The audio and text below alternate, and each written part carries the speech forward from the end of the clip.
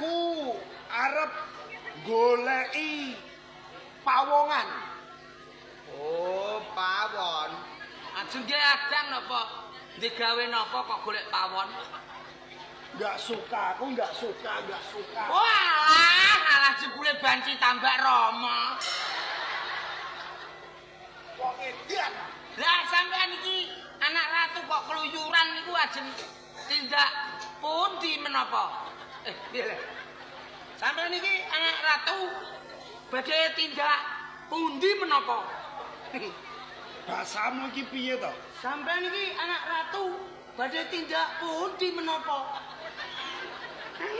Kleru. Ngene tak benerke. Sampean iki anak ratu kok tumindak ning tengahing alas arep ngopo? Aku arep mlaku-mlaku. Alah. Wong aku ki marahi kowe kok. Lah aku jarene anake ratu, bajunya belum sembuh. Ora ngono, yen tak sawang ketoke kowe iki kok wong kere. Ngenyek. Ketoke kok wong ora duwe. Ngenyek. Ora kok aku ngenyek lagi sandanganmu wae. Suwek kabeh apa ora kelar tuku sandangan apa piye kowe? Aja ngenyek wong, Mas. Nek ampe ngenyek iki didelok awake dhewe. Aku ijek mending suwek-suwek. Lah kowe malah gak duwe. Blocet. Oh iya. Gak lumayan aku ijek suwek-suwek lah rek duwe. Nggih, Mas. Tak jelasno ya, Mas. Nggih, Dik. Anak ratu, putra ratu, Iku do ora duwe klambi ngono maksudnya.